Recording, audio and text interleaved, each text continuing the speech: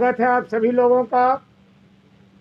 2019 के बाद पहली बार मैं आया हूं और इस बीच में जो 2.5 साल कोविड के कहर ने पूरे देशवासियों को परेशान किया है, उसका वर्णन करना तो बेमायने होगा। अभी भी एक खतरा बना ही हुआ है, जैसा हम सभी के मास्क से एक दूसरे को दिख रहा होगा कि चौथी कहर, चौथी लहर कब हमारे बीच आ जाए भगवान जाने। लेकिन ये ज़रूर है कि देश अब पहले और दूसरे लहर से ज़्यादा ठीक ढंग से, सक्रिय ढंग से तैयार है।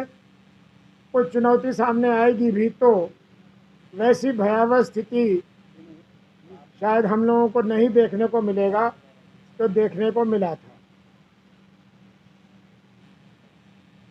ये भी जानकारी दे दूं कि 2019 के बाद पहली बार मैं दिल्ली से निकला हूं और पहली बार पूर्णिया ही आया हूं।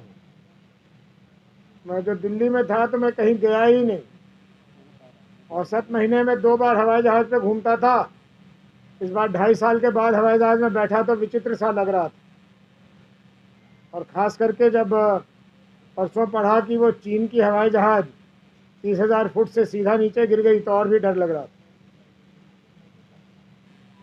आप लोगों के बीच आया हूँ कुछ स्थानीय बातों को लेकर, कुछ देश की जो हालात है उसको लेकर बात करने के लिए, और आपके जो भी प्रश्न होंगे उनका उत्तर देने के लिए। सबसे पहले स्थानीय बात कर लूँ। एक आवश्यक बात है जो आपके माध्यम से मैं चाहता हूँ कि हमारे पूर्णिया के, खास करके पूर्णिया के नागरिकों के बीच पहुँच। वैसे ही है कि बदल गए?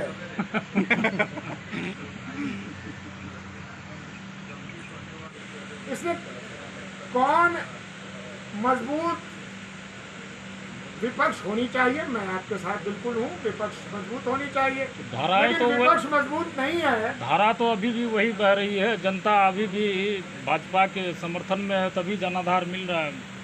इसलिए अगर जनता को, और मैं जनता के सामने नतमस्तक हूँ, लगा रहूँगा, रहना ही है, अगर ज़्यादातर जनता को देश में जिस हालात से मुझे परेशानी हो रही है, जो मैंने बयां किया, अगर वो हालात पसंद हैं, फिर बदलाव का कहाँ प्रश्न है? मेरे कहने से बदलाव कैसे हो? लेकिन 2 तरह की बात नहीं हो सकती। वही व्यक्ति ये नहीं कह सकता कि मैं बेरोजगार हूँ और परेशान हूँ और मैं खुदकुशी कर रहा हूँ, और वही व्यक्ति कहे कि नहीं, मैं उस सरकार को जो स्थिति के लिए जिम्मेदार है उसको वोट भी दे रहा हूँ। ये दोनों बातों में अंतर्द्वंद है। तो या तो लोग परेशान नहीं हैं, और अगर परेशान नहीं होते तो उत्तर प्रदेश में समाजवादी पार्टी को इतनी बढ़त नहीं मिली।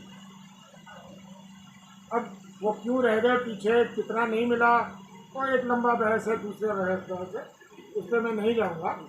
लेकिन 47 से अपने सहयोगियों के साथ 125 सीटों पर चले गए और दर्जनों सीट 100, 200, 300 वोटों के मुकाबले से हार गए। तो बदलाव तो लोगों के मन में है, लेकिन पर्याप्त मात्रा में नहीं है, ये मैं मानने को तैयार हूं। और दूसरी बात, शायद आप लोग को नहीं दिखता होगा या आप लोग जान के नहीं देखते होंगे, चुनाव आयोग का दुरुपयोग। मेरी राजनीतिक जिंदगी बहुत लंबी है और पहली बार 1977 में अपने माँ के साथ आया था। मैंने चुनाव आयोग को ऐसे मृत अवस्था में कभी नहीं देखा। मैंने सरकारी तंत्रों का इतना दुरुपयोग, इतना खुला दुरुपयोग, मैं ये नहीं कहता कि कांग्रेस नहीं करती थी, करती होगी, लेकिन इतना खुला दुरुपयोग मैंने कभी नहीं देखा कि ED, CBI, income tax, election commission और पूरा सरकारी तंत्र भारतीय जनता पार्टी के साथ मिलकर चुनाव लड़ता। उस संगठित शक्ति को मात देने के लिए विपक्ष को और भी मजबूत होना पड़ेगा, ये निश्चित है, इसमें कहीं दो मत नहीं है। वर्तमान में शराबबंदी कारगर नहीं है बिहार में, जिसका नज़ारा दिख रहा है, जहरीली शराब से मौतें हो रही है। तो इस पर विपक्ष भी खुलकर सामने तो नहीं आ रही है कि भाई शराब बंदी को हटा देना चाहिए ताकि और नशे का आदी युवा न हो। किस विपक्ष को आपने देखा कि इसके लिए नहीं बोल रही? प्रखर रूप से कांग्रेस भी कह रही है, कांग्रेस घटक दल जो भी है, आरजेडी भी कह रही है, ये तो नहीं कह रही है कि शराब को फिर से खोल देना चाहिए।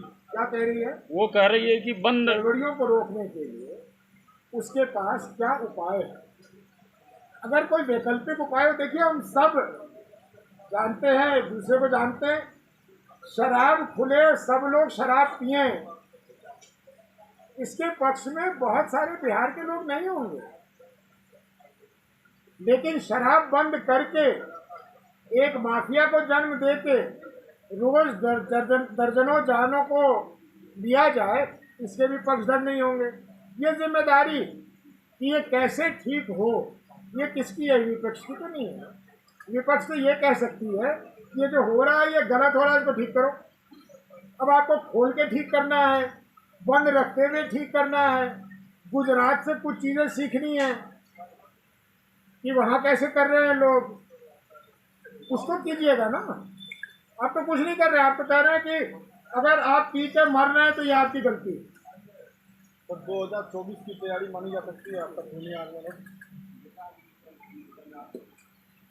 2022 की भी तैयारी है, 23 की, 24 की, 25 की। जब तक जीवित हूँ मैं तो पूर्णिया में हूँ, और पूर्णिया में चुनाव लड़ूँ न लड़ूँ वो अलग बात है, लेकिन पूर्णिया के सार्वजनिक जीवन में सक्रिय रूप से रहूँगा, ये तो मेरी प्रतिबद्धता, मेरे ख्याल मेरे सारे प्रेस के मित्र जानते होंगे, ये मेरी प्रतिबद्धता है कि मैं यहीं हूँ, आपके बीच हूँ, और जहाँ तक संभव होगा मैं करता रहूँगा।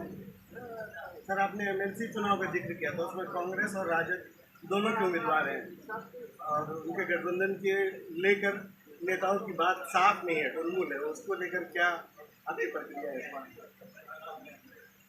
आपके माध्यम आपके दर्शकों को कहना चाहूँगा कि बिल्कुल ढुलमुल नीति है, बिल्कुल मैं संतुष्ट नहीं हूँ हमारे प्रदेश के नेतृत्व से, ना आरजेडी के नेतृत्व से, ना कांग्रेस के नेतृत्व से।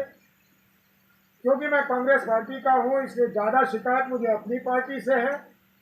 लेकिन ये सब मानते हुए भी मेरा मानना है कि कांग्रेस पार्टी ने एक सुयोग्य उम्मीदवार यहाँ दिया है, और कांग्रेस पार्टी पे क्योंकि इतनी सवाल उठ रही है, इसलिए मेरे यहाँ के मतदाताओं से मेरा व्यक्तिगत आग्रह, जो लोग भी ये मानते होंगे कि मैं अनुचित बात बहुत नहीं करता, उन लोगों से मेरी आग्रह है कि वो कांग्रेस के उम्मीदवार को वोट दें, उसे विजयी बनाएं, और ये जिम्मेदारी लेने को मैं तैयार हूँ कि वो उम्मीदवार अगर जीतेंगे तो अपने जवाबदेहियों के निर्वहन में खड़े उतरेंगे। तो वो 12, 14, 16, 18 महीने में पूर्णिया शांत कैसे हो गया था? मैं और यहाँ के एसपी कोई AK-47 लेके बाहर थोड़ी घूम रहे थे सबको मारने के लिए, क्योंकि सरकार की संकल्प थी, यहाँ के जनप्रतिनिधि सरकार दोनों का संकल्प था कि हम यहाँ अपराध नहीं होने देंगे। नहीं होता था। आज राज्य सरकार की वो संकल्प है कि जो हो रहा है वो होने दो, तो हो रहा है। और शायद यहाँ के जनप्रतिनिधि, मुझे मालूम नहीं, मुझे टिप्पणी नहीं करनी चाहिए, लेकिन उनको जितनी सजगता से, जितनी गंभीरता से इस बात को लेनी चाहिए, शायद नहीं ले रहे होंगे। उनके अपने कारण होंगे, या लेने की कोशिश भी करते होंगे तो राज्य सरकार से रुकावट आती होगी उनको, मुझे नहीं मालूम। केंद्र सरकार विफल, बड़ी भूमिका और बहुत बड़ी गलती भी है, परंतु